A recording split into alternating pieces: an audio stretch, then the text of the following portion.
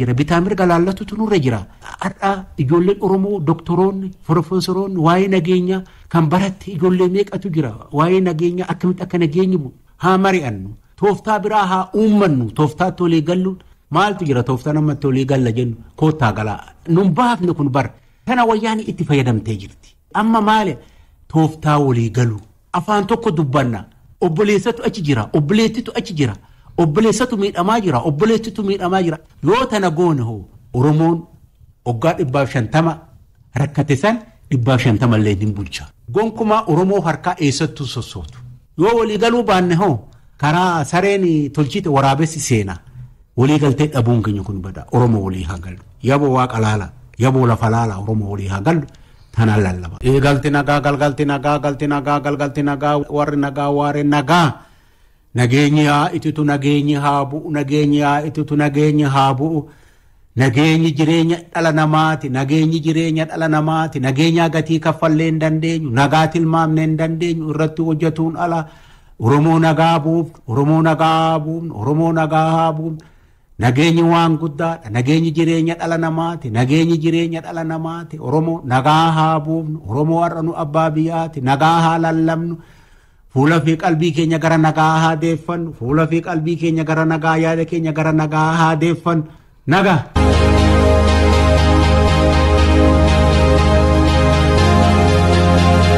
akka naannichaatti caasaan gandaa erga jalqaba bara 1967 gurmaa'ee kan ammaa kun murtee isa guddaa mootummaa fi uummata walitti dhiyeessuudha jedhame caaseffamni bulchiinsa haaraa kun kenniinsa tajaajilaa itti dhiyeenyaan furuuf kan gargaaruudha jedhame kana malees hojiirra oolmaan caaseffama kanaa rakkoo bulchiinsa gaarii misoomaa fi nageenyaa hawaasni qabu bu'uurarraa hiikuuf kan gargaaruudha kana malees uummanni misoomarraa fayyadamoo akka ta'uuf nagaa fi tasgabbii fiduu keessatti illee gahee olaanaa qabaa jedhame.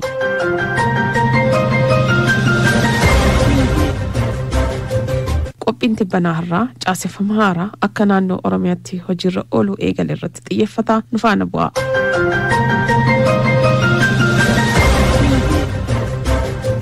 gurmaa'insi caaseffama haaraa yeroo ammaa hojiirra ooluu erga eegalee tajaajila barbaadan qeesaanitti argachaa jiraachuu jiraattonni godina Arsii aanaa Dodotaa gandoota Awaash Bishoollaa fi Dodotaa Alam OBN dubbise himan. Gandaa kan duraanitti irratti rakkoon jiru rakkoo dandeettii qaba. Rakkoo isaa tartiibessee dhiyeessuu irratti rakkoo qaba. Qaama abbaa dhimmaa sagantaa itti baafatee keessummeessuu irratti rakkoo hamaa ture namni deddeebi'aa ture waan karoorfate san xiinxalee deebii addaan baasatee rakkoo fi waan karoorfate san hanqinni maalii ciminni kenna maalii dee'ee ganda ceesisuu irratti rakkoo hamaatu ture kanaaf mootummaan immoo laalee ummata ofii osoo hin baratin isa barsiisetti hayyoonni olaasii kan jedhee ummata biraan hayyoota ga'uun kun baay'ee nuti toleera. Yooma duraatis itti gammanneerra. Yoomuma namni hayyuu ta'e nama baratiin biratti gassiqee tajaajila ka jedhu kan gaafii qabnaa ture. Gaafiin kun nu deebi'eera. Baagmee bultii lama irratti ummanni keenya ganda kanaa hiriira baheetiin fudhanne. Egaa dhufan ijaarri garuu nama keessummeessu irrattis baay'ee nama gammachiisa haalli isaanii. Haala das nama jedhuun haala qabbanaa ta'een nama simatu baay'ee gaariidha. Yoo egaa isaan nutti dhufanii haalli isaanii amma waan tokko irratti nagar waan nama gammachiisu malee. Nama keessummeessuu irrattis baay'ee das nama jedhu inni dhufnaa maal rakkoon keessan maaliif dhuftan baga nagaan nuuf dhuftan jedhe baay'ee nama simatu simannaan isaanii baay'ee gaariidha waan nama gammachiisu. Tajaajillis waan rakkanneetti dhufnes nu keessummeessu nama wal dhabee dhufes dafanii atantamaan nuuf laalanii haala gaariitti nu gaggeessuu jiru. Tasa namni horii faas midhaan wal jalaa nyaachisee walii mata daandii irrattis walii mata kanas isiniif haalaa lama'eeti dafanii nama araarsuu waan isaanii gaariidha baay'ee nama gammachiisa. Kanaan dura gandatti yaalli kenniisa tajaajila maal fakkaata ture? Kanaan dura maas seetanii xiqqoo baay'ee harkifannaa harcaatiin hin jira lafarra nama harkisu nama deddeebisu ammaan garuu yeroo dhufnetti baay'ee iskaareef walitti dhufnee beeytaa isaanis nuuf keessummaadha waraqaa eenyummaa itti fudhadhu dhufee waan dhufu maaliif deemtee obbo seen baga nagaan nuuf dhuftee naas himatanii ani yerumatti naaf raawwatanii galee bakka deddeebiin tokko hin jiru. Haarawwan baafadhe sa'aatii takka hin teennes dhufnaan oggoosan na gaggeessa. Mee kanaan dura ganda dhaxxanii maal rakkattanii beektu ammoo wanti jiru. Ani as dhufee waraqaa eenyummaa kan duraanii deebise kan yeroon irraa dhume isaanis haaraa waan ta'eef boona biraan hin gaafanne waraqaa kee kan yeroon irraa dhume san nu deebisiin aan jedhani isumaan ganda kana ta'uu kiyya na beekanii yeromaan naa kennanii nageeggessan. Rakkoo hamaatu ture rakkoon deddeebisuu rakkoon mallaqaa rakkoon chaambaa tokkoon argachuu fi waa baasudha. Namni mindoofne immoo mindaa ofii ilaalu waan nama kanatti irraa kanaaf kuna kanarraa rakkoo hamaatu ture. Kun amma immoo jijjiirameera. Ilaalchi isaan immoo uummataaf qaban baay'ee waan nama gammachiisu akka laaletti. Kanaan dura maaliif lafarra harkifame dhimma tokko xumuruudha? Deddeebisaan yeroo duraan jiru waa fudhannaa qofa odoo hin ta'initti hoo tokko dhabame tokko ebelu akkanni waan akkanaa hin jiru beellama namaaf qabu. Yeroo ammaa kana garuu amma bulchiinni asitti nuuf argamee yaa'u rakkina keenya odoo baasii tokko hin baafne asitti ganda keenya irratti dhufnee waan rakkanne tokko himannee furmaata argachuudhaaf baay'ee gammachuu guddaa qaba uummanni. Baay'ee nama gammachiisa. Hin deddeebinuu baasii hin baafnu asuma manoo keenya baaneetti dhufnee yaa'u dhimma keenyatti himannee dhimma keenya battalumatti nuuf raawwatu das namadha baay'ee baasii baay'ee nurraa buuse mootummaanis. Kanaan dura dhiyeessa dhattanu. Himannaa fi duraan badhee deemnaa ga'aanaa akka foolessaa ibaa jira sii deemna amma asumatti nuuf raawwatamu.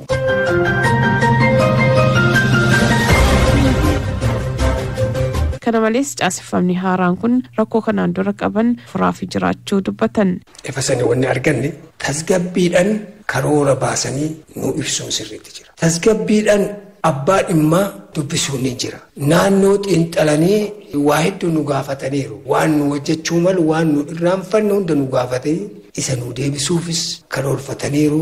Keessattuu dhimma nageenyaa irratti. Dhimma nageenyaa irratti mufuu hin qabu uummanni kana isaanirra. Rakkoon nageenyaa guddinni isaa kan uumamu sababa bulchiisa gaariiti. Namni waan hin dandeenye isinii goona jedhanii mallaqa namarraa guurachuun kun jira. Wanna hin dandeenye kana godhuun hafeera.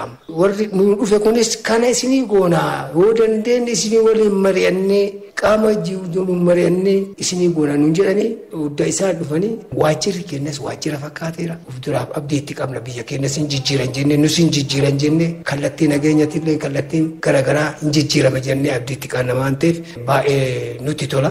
Jijjiiramni jiru yoo duraa baay'ee rakkataa turre kan nama xalafu jira iddoo isaan as galanii jedhanii garuu rabbiin galannaa gawaarraatitti tasgabboofnee taa'aa jirra. Waa'ee nagaatitti illee xiqqoosii tasgabbiin hin jira.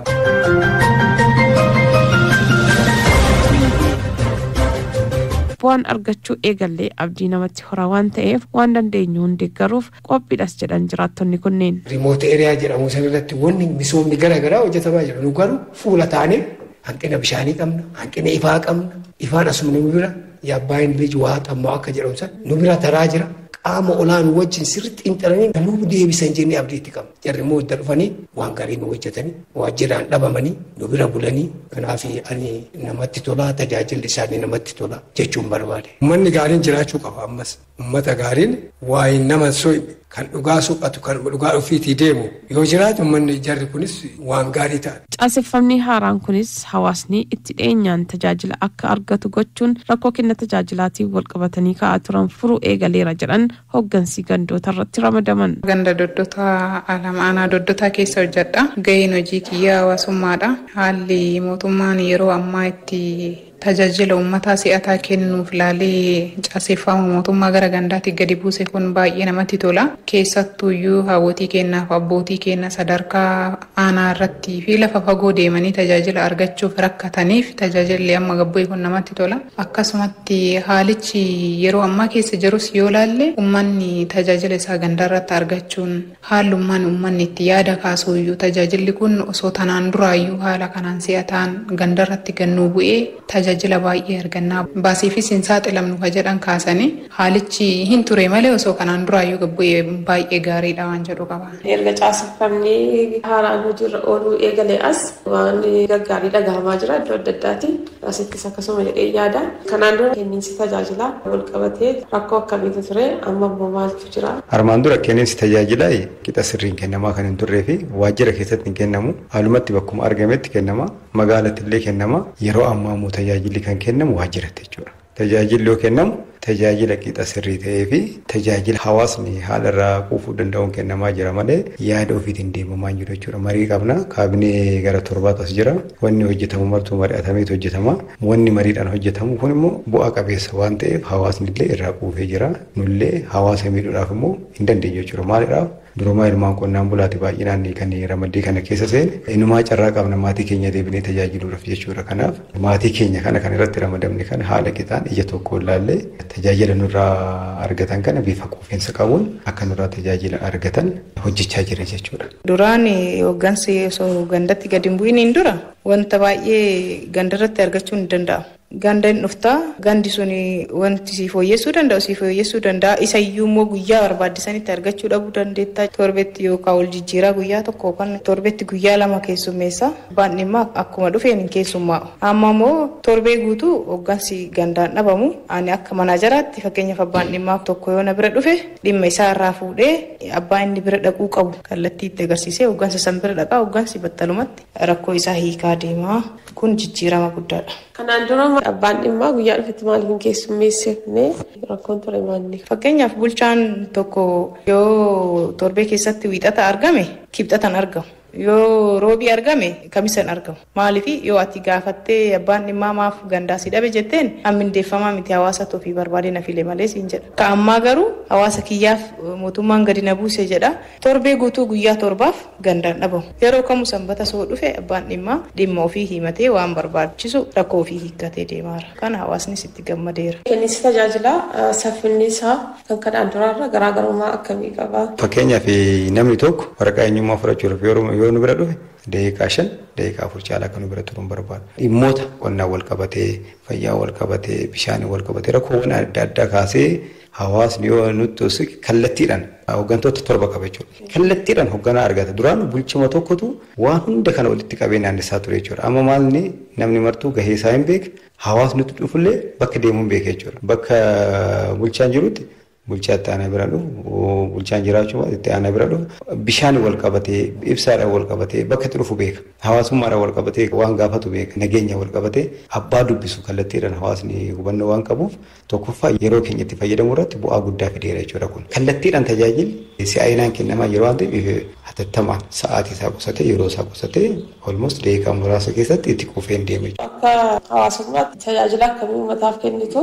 Akka hawaasummaatti tajaajilli nu kennu seektaraalee aanatti baay'inaan seektara garaagaraa ta'ee gadi bu'ee hawaasummaa jalatti ramadamaa gandarratti fakkeenyaaf waajjira barnootaa fayyaa dhimma dubartii hawaasummaa dargaggoo fi ispoortiidha. Keessattuu sadarkaa gandaa irratti manneen barnootaa itti dhiyeenyaan hordofuuf baruu fi barsiisuu keessatti qulqullinni barnootaa akkamitti kennamaa jira jennee manneen barnootaa hordoffii taasisuuf itti dhiyeenyaan yoo bira jiraatan waa hundaa hordofan waan ta'eef haalli jiru fooyyeedha. Inni biraa ammoo haalummaan dubartoonni tajaajila gandaa irratti tanaan dura argataa turan hojiin gandarraallee kuufamu waan qabuu fi qulqullinni haalli itti tajaajila dubartiif kennamu si'ataa miti. Haala ammaa keessatti baay'ina uummata keenya bira dubartiif hawaasa keenyaaf dhaabbanna waan ta'eef hamma danda'amee daa'imman keenyaa fi dubartoota keenyaaf tajaajila si'ataa kennaa jirra.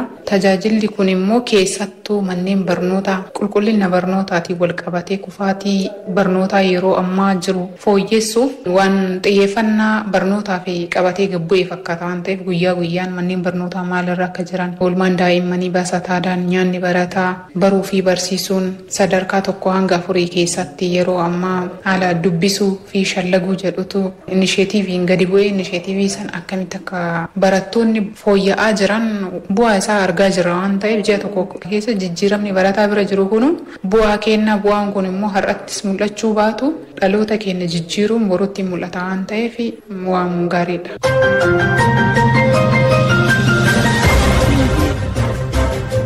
Gurmaa'insi kun nama beekumsa qabu waan hoogganamuuf gaafii uummanni gama hundaan kaasaa turanii fi rakkoowwan yeroo dheeraaf lafarra harkifachuun uummata danqaa turan tartiibaan deebisuuf akka isaan dandeessise dubbatan. Hooggansi gadi bu'e bulchaan jira, itti aanaan bulchaan jira. Itti aanaa bulchaa jechuun itti gaafatamaa qonnaati.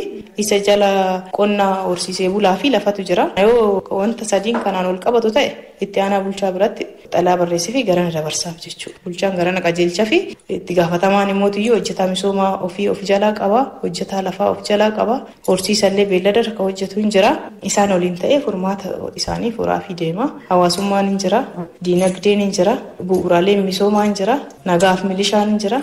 Kun hunduu tartiiba isaatiin karaa dhimmi isaa ilaallatutti qajeelchine hundi isaaniituyyuu ta'anii rakkoo isaan furaa jiran. Baay'inaan deddeebi'u battalumatti furmaata argachaa jira jechuudha. Nageenya waaressuu, bulchiinsa gaarii mirkaneessuu akkasumas mootummaa cimaa ijaaruu keessatti illee caaseffamni haaraan kun gahee olaanaa akka qabu himan. Waan kana yoo hojjan qonnaan bulaan illee nutti mootummaan armaan dura akkas godhee silaa nageenya wal qabatee waan adda addaatiin wal qabatee waan gaariitu dhufa tureeyyuu ammallee hin ture jenna malee ammallee gaarii jira waa baay'eetu dhaqqabe. Uummanni tajaajila amma argataa jiru kana tajaajila si'ataa ta'ee beekee itti amanee keessattuu immoo haala nageenya isaa cimsatee sirna abbaa gadaatiin bulla waan ta'eef uummanni aadaa isaanii duriititti deebi'anii haala nageenya ammaa kana osoo cimsatanii nageenyi hunda dursa waan ta'eef xiyyeeffannaan uummataas xiyyeeffannaan mootummaas osoo karaa nageenyaatitti dursee kan jedhu kana qaba.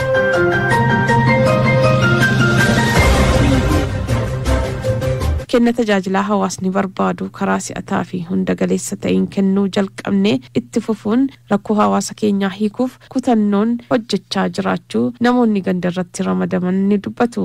Ani dhugaa dubbachuudhaaf gaafan asitti ramadamu rifadheen ture. Maaliif waajjira mootummaa keessa gara waggaa 18-19 hojjedheen ture. Gaafa gara na ramadamu baay'ee rifadhee ture. Ilaa waggaa kana maruu tajaajilee gara baadiyyaa maal waan jedhu kana yaada akkasiitiin kaasaa ture. Erga as dhufe immoo carraa kanaan hawaasa tajaajiluu danda'u kiyyaan ani gammachuu guddaatu natti dhagahama. Si'aayinaan qalbiidhaan hawaasatti siqtee qonnaan bulaan abbummaa faara kennu waan ta'aniif akkanitti tajaajiluu kennan carraa nu arganni kun carraa guddaadha. Amma odoo gara biraatu deeminaa jiran deemuu hin danda'u jechuudha. Maaliif dhuguma yoo gabbuutee ilaaltu mootummaan akkatti karoorfate waan sirrii ta'uu fi hawaasni keenya kan miidhamaa ture san hawaasa bira dhaabattee beekumsaan dandeettiidhaan ilaalcha gaariidhaan hawaasa keenya ija tokko ilaalte tajaajiluun carraa hin argamne hawaasa keenya tajaajiluudhaaf har'as borus kutannoodhaan hojjechaa ture. Yaadni yoo gara dhufnu sun keessa jiru sun ani nama tokko keessatti amma hin jiru. Mari'annaa waliin asuma bullaa qonnaan bulaa keenya dhiyeenyaan argina. Qonnaan bulaan ganama yoo dhufu oduu cireenyaan nutti dhufa walumaan cireenyaanna bulmaanni keenyallee asuma ani carraa guddaadha waan nama gammachiisu malee. An duras waajjira barnootaati kan hojjedhu hojiiwwan waajjira barnootaa keessatti hojjedhu san dhiyeenyaan akka ammaa kanatti hordofaan turre waan ta'eef hordoffiinis jiraatu deddeebii jira. Amma garuu dhiyeenyaa oolmaa barattootaa fi barsiisotaa wajjin jira waan ta'eef baay'ee fooyya'aa jira jedhe. Haalli itti hordoftan iyyuu garaagarummaa qaba jechuudha. Fageenya irraa hordofuu fi bira jiraatanii hordofuun fageenya irraa gabaasa fudhachuun torbaanii yeroo tokko manneen barnootaa gahuu fi guyyaa guyyaan maaltu jiraayyuu mana barumsaa har'a harcaatiin barataa maaf baay'ate har'a barsiisaan maaliif hafe sa'aatii booda sa'aatii barnoota idileetiin addatti barsiisaan meekaappii kennaa jira barnoota dabalataa kennaa jira manneen barnootaa keessa maal hojjetaa jira karoora isaa CPD isaa seeraan baafataa jira ka jedhu itti dhiyeenyaan hordofaa jira waan ta'eef garaagarummaa guddaa qaba. Uummanni maalii jedhaa jira yeroo muraasa tajaajila argachuu jalqabe kanatti. Yaada uummata irraa ka'uun kanaan duraayyuu osoo asitti tajaajila arganna ture hangana hin miidhamnu. Galatooma ulfaadhaa mootummaan beekee asitti gadi buusuu dhiyeenyatti gadi buusuu waan gaariidha. Ammaaf yoo akkanatti itti fuftan ta'e biyyi keenyas nus ni jijjiiramna. Keessattuu qonnaan bulaan warri misooma hojjetaa misooma qonnaa maatii barataa bira gahaa waan ta'eef hoggansi amma gadi bu'e kun qonnaan bulaan yaada gaarii kaasaa akkanumatti itti nu fufaa kan jedhu qaban. Nillee hawaasa keessaa baane hawaasni osoo hin baratiin nu barsiise kun nutti fayyadamuu fi isaan fayyaduuf abbaa dhimmaa keenya akka hin deddeebine gochuuf dhimma isaanii furuuf qophiidha. Furaas jirra. Rabbi nu gargaara fuulduras rakkoo duraan ta'e sanillee hawaasni san keessaa bahee rakkoo ofii dhufee asitti akka furatu akka durii san akka irraan dheessine akka hawaasni keenya tajaajilu argatu gochuuf qophiidha.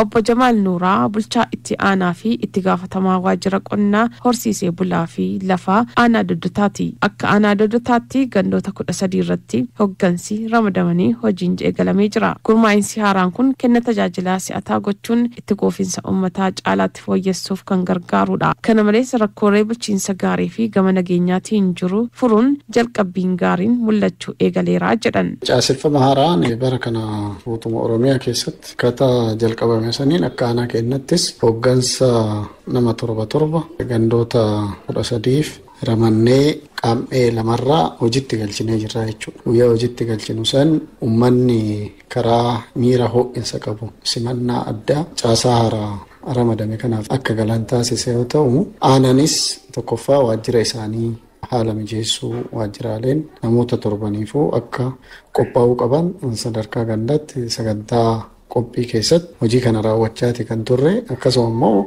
meeshaalee hojiidhaaf barbaachisu akka teessoo minjaalaa efiin kompiitarallee gandoota ibsaa qaban irratti akkasuma immoo motorootas kan socho'an aanarraa gara gandaatti akka gadi bu'an taasifnee jirra. Meeshaalee isaaniif barbaachisu hedduu isaanii jechuudha waan aanaan qabu seektaroota aanatirra akkasuma immoo bittaanis achitti galchuun danda'amee jira.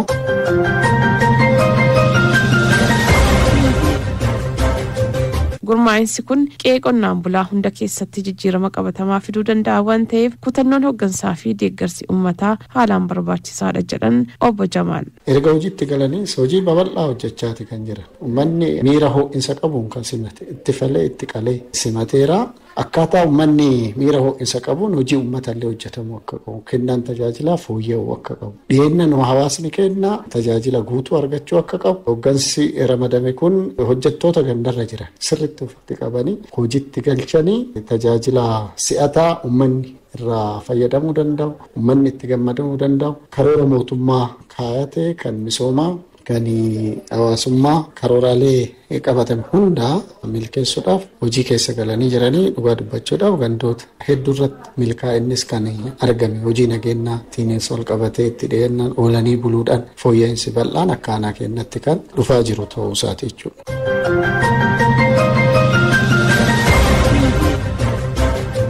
Qophii tibbanaa fi gulanaa har'aaf jennee kanumaan xumurreerraa Anzina Bazaakir yeroo gaarii isiniif haa ta'u.